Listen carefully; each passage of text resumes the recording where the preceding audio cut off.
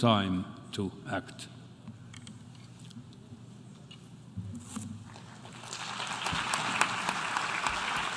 On behalf of the Assembly, I wish to thank the President of the Republic of Finland for the statement just made, and I request protocol to escort His Excellency.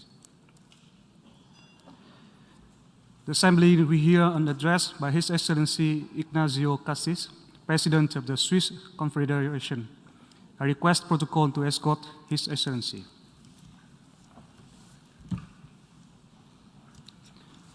On behalf of the General Assembly, I have the honor to welcome His Excellency Ignacio Cassis, President of the Swiss Confederation, and to invite him to address the Assembly. Merci, Monsieur le Président de l'Assemblée générale, Monsieur le Secrétaire général, Mesdames et Messieurs les chefs d'État et de gouvernement, Excellences, Mesdames et Messieurs. Il y a 20 ans, la Suisse s'exprimait pour la première fois à cette tribune en tant que membre à part entière de l'ONU. L'adhésion de la Suisse à l'ONU en 2002 représente un événement particulier. Pas seulement en raison du moment. En effet, à l'époque, la Suisse était déjà de longue date l'État hôte du siège européen de l'ONU à Genève. Elle œuvrait également de manière active au sein de diverses organisations spécialisées des Nations Unies. Non, la spécificité, mesdames et messieurs, la spécificité de cet événement était tout autre. La Suisse est le seul pays à avoir adhéré à cette organisation à la faveur d'une votation populaire de son peuple. Cette décision reflétait l'adéquation entre les valeurs et les buts de l'ONU, et ce, ancrés dans la Constitution suisse. C'est pourquoi que nous nous sentons si étroitement liés à la Charte des Nations Unies. Les principes inscrits dans cette Charte des Nations Unies sont plus importants que jamais. Notre monde a rarement été confronté à autant de défis qu'aujourd'hui. Nous vivons un moment charnière pour nous-mêmes, pour la Charte des Nations Unies, pour la planète entière. J'ai été bouleversé par l'agression militaire lancée par la Russie, une grande puissance, contre sa voisine, l'Ukraine. Permettez-moi de préciser que cette agression militaire enfreint les principes les plus élémentaires de la Charte, celle-là même qui a été adoptée au lendemain de la Deuxième Guerre mondiale dans le but d'empêcher les guerres. La Suisse réitère l'appel lancé à la Russie pour qu'elle mette fin sans plus tarder à la guerre en Ukraine et qu'elle en respecte l'intégrité territoriale. Les conséquences de cette guerre affectent le monde entier. Elles s'ajoutent aux nombreuses autres crises mondiales que, bien sûr, nous ne devons pas oublier. Presque aucun continent n'est aujourd'hui épargné par les conflits armés. Les tensions s'accroissent entre grandes puissances, entre États voisins et même au sein de certains pays. Chaque jour, le droit international humanitaire et les droits de l'homme sont violés. Ceci est intolérable et devrait nous alarmer. Les graves violations des droits de l'homme sont en effet les signes avant-coureurs de possibles escalations de violence et d'instabilité. Si nous examinons une carte des conflits aujourd'hui en cours, il apparaît clairement qu'un lien direct existe presque toujours avec d'autres problématiques qui déstabilisent notre monde, notamment l'insécurité alimentaire croissante, le prix élevé de l'énergie et la sécurité énergétique, le changement climatique, la perte de biodiversité et la pollution de l'environnement, ou encore les défis sanitaires mondiaux tels que la pandémie de coronavirus que nous venons de vivre, qui n'a pas été encore surmontée et dont on voit toujours ses lourdes conséquences économiques et sociales. Forte des qualités qui sont les siennes et des expériences accumulées au cours de notre histoire, la Suisse est résolue à apporter sa pierre à l'édifice pour trouver collectivement des, et je cite, des solutions transformatrices face à des défis intriqués, pour reprendre la formulation du thème choisi, Monsieur le Président, pour ce 77e débat général. Mon pays, la Suisse, se distingue par son système de démocratie directe, par son fédéralisme, par la stabilité qui caractérise sa politique et son économie, mais aussi par sa diversité et sa capacité à en tirer, à tirer de cette diversité des solutions innovantes. Ces caractéristiques façonnent la manière dont nous gérons les conflits et résolvons les problèmes complexes à l'intérieur de notre pays. La culture suisse du compromis, la culture suisse du consensus est de mise. Les problèmes sont abordés et résolus par un dialogue, parfois dur, parfois long, mais par un dialogue pacifique. Cela exige, certes, du temps, mais permet de réunir un large consensus pour un résultat final peut-être un peu plus long qu'ailleurs. Nous sommes membres de l'ONU depuis 2002. Nous n'avons pas été parmi les premiers. Donc, il y a une perte de vitesse, mais cela donne une stabilité et une pérennité à notre situation. C'est ce qui s'est produit justement lors de cette adhésion de la Suisse à l'ONU. Notre expérience me semble également pertinente pour un monde qui, assurément, affronte dès ce bouleversement en Europe, une nouvelle ère. Permettez-moi, Excellences, Mesdames et Messieurs, permettez-moi par conséquent et en toute modestie d'exposer dans les grandes lignes 4 éléments qui ont une grande valeur pour la Suisse et qui me paraissent également déterminants pour résoudre les multiples défis mondiaux. Le premier, c'est l'importance des normes et des valeurs fondamentales. Le deuxième, c'est le caractère indissociable de l'indépendance et de la coopération. Le troisième, c'est l'engagement en faveur de la paix et de la sécurité. Et le quatrième, le courage de garder le cap. Reprenons maintenant les choses dans l'ordre. Le premier, l'importance des normes et valeurs fondamentaux. Le droit international public est capital.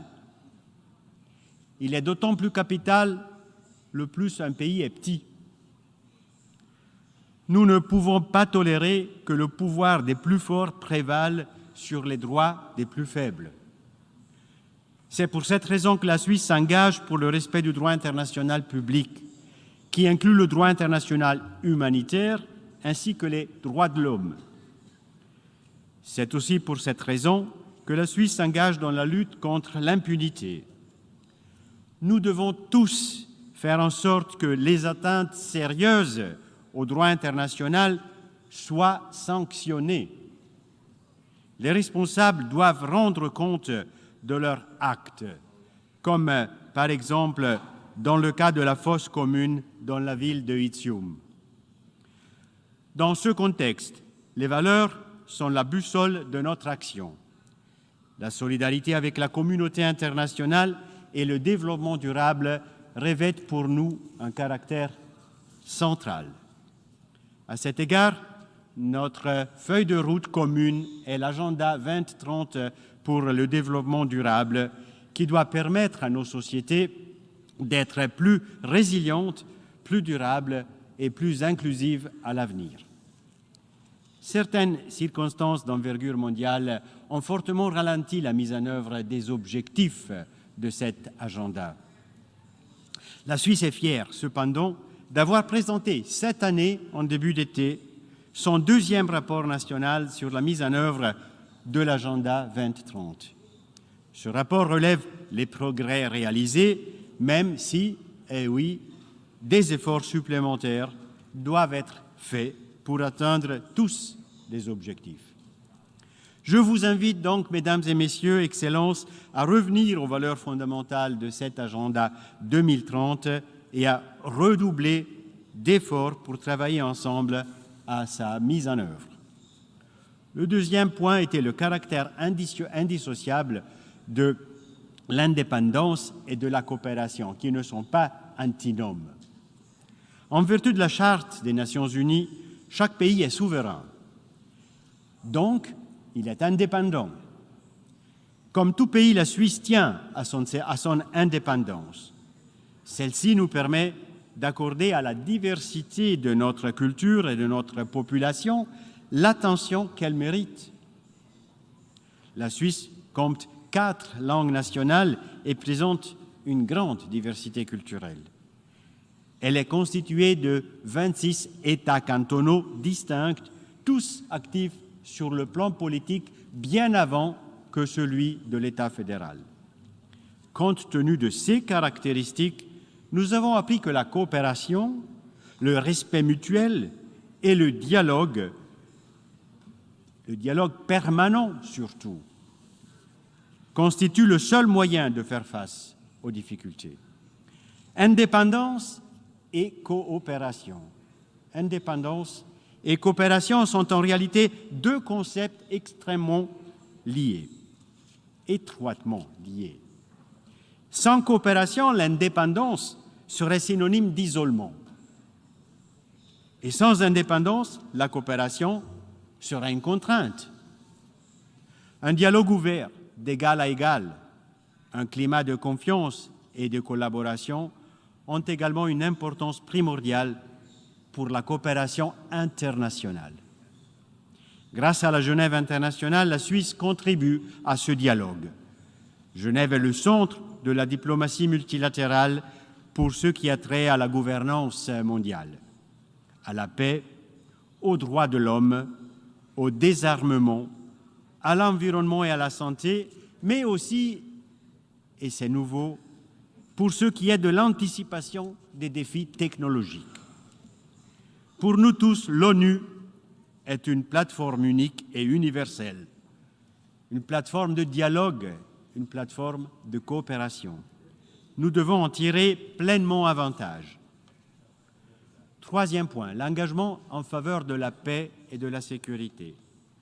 La Suisse est un pays neutre. Mesdames et messieurs, cela signifie que nous respectons strictement le droit de la neutralité ancré dans le droit international public. Nous ne nous impliquons pas dans les conflits et n'apportons aucun soutien militaire à l'une ou l'autre partie à un conflit. Rien, mesdames et messieurs, rien ne saurait remettre cela en question. Mais la neutralité n'a pas pour corollaire l'indifférence. La neutralité ne signifie pas absence de solidarité. Nous nous engageons à sauvegarder les principes de liberté, de démocratie, d'état de droit, autant de valeurs ancrées également dans la Constitution suisse. La Suisse a été élue au Conseil de sécurité de l'ONU dans cette salle le 9 juin dernier avec 187 voix. Nous vous remercions, mesdames et messieurs, du mandat fort que vous nous avez confié et de la confiance que vous nous témoignez. En proposant notre candidature, la Suisse a montré qu'elle était prête à prendre elle aussi ses responsabilités pour la sauvegarde de la paix et de la sécurité dans le monde. Nous travaillerons sans relâche pour être à la hauteur de la confiance que vous avez placée en nous et incarner notre slogan qui dit « Un plus pour la paix ». Dans cette optique, nous nous sommes fixés 4 priorités. 1. Promouvoir une paix durable. Nous voulons mettre à disposition notre expérience de longue date en matière de promotion de la paix et de prévention des conflits. Dans ce contexte, nous mettons un accent particulier sur la participation des femmes dans le processus de paix. 2. Protéger la population civile. C'est elle qui paye le plus le plus lourd tribut dans les conflits. Nous nous engageons en faveur de la protection des civils et pour le respect du droit international humanitaire et des droits de l'homme. 3. Renforcer l'efficacité du Conseil de sécurité. Nous nous engageons depuis longtemps en faveur d'une plus grande efficacité de cet organe fondamental de l'ONU, d'une plus grande transparence de son travail et de l'implication de tous les acteurs concernés. Nous poursuivrons cette voie dans le cadre de notre mandat. Et 4e élément, agir pour la sécurité climatique.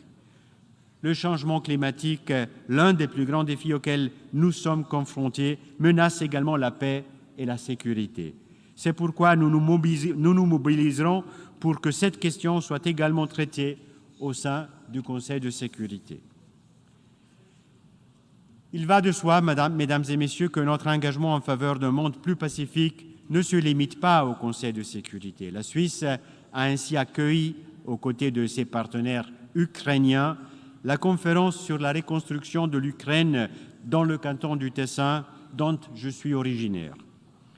Les principes de Lugano qui en sont ressortis fixent des critères largement acceptés pour la reconstruction et les réformes en Ukraine. Je profite de l'occasion qui m'est offerte pour saluer l'implication de nos partenaires, la Grande-Bretagne et l'Allemagne, dans la poursuite de processus, la première en 2023 et l'Allemagne en 2024. Si les parties concernées le souhaitent, la Suisse se tient toujours prête à porter sa longue et vaste expérience des bons offices. 4e point, le courage de garder le cap. Mesdames et messieurs, nous faisons face à des défis complexes. Nos ressources sont toutefois limitées. Il est donc essentiel de prioriser notre action. Qu'est-ce que cela signifie pour le multilatéralisme? Cela signifie que nous devons nous concentrer sur la question essentielle de la coexistence pacifique et durable des peuples et des États. Cela signifie que nous avons besoin d'une ONU forte et efficace, et elle ne peut être qu'efficace si elle se concentre, si elle se focalise. Cela signifie qu'une répartition claire des tâches et une meilleure mise en réseau des organisations, des agences de l'ONU sont nécessaires. Il sera alors possible d'exploiter toutes les synergies existantes. Et cela signifie également que nous devrons davantage tirer parti de la science. Et j'ai beaucoup aimé le fait que le président de cette Assemblée a nommé cette collaboration avec la science dans son discours ce matin. Nous appelons ça la diplomatie scientifique. L'élan que cette nouvelle branche de la diplomatie ouvre la voie à des nouvelles approches et avancées susceptibles de déboucher sur des solutions concrètes. Le gouvernement suisse, avec le canton de Genève, est fier d'avoir créé dans cet esprit la fondation GESDA, la Geneva Science Diplomacy Anticipator Foundation. GESDA a pour but d'anticiper les défis posés par les nouvelles technologies de manière à maximiser les bénéfices et à minimiser les risques pour l'être humain et à garantir un avenir durable sur notre planète. Ou, si je puis le formuler autrement, le renforcement ciblé du multilatéralisme et le recentrage sur les tâches essentielles constituent précisément l'instrument qui nous permettra de trouver ensemble une issue à cette période trouble que nous vivons et de nous diriger vers un avenir meilleur. L'ONU offre un cadre unique, le seul cadre actuel au niveau mondial pour concrétiser la résolution inscrite en préambule de sa charte, à savoir unir nos forces pour maintenir la paix et la sécurité internationale. C'est ça le focus, en tant que partenaire et non en tant qu'adversaire. Merci pour votre attention.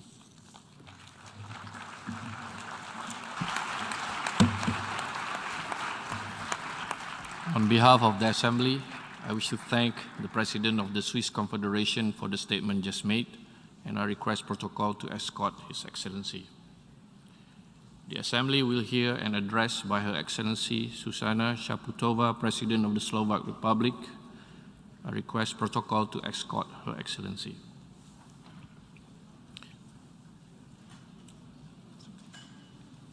On behalf of the General Assembly, I have the honor to welcome Her Excellency Susana Shaputo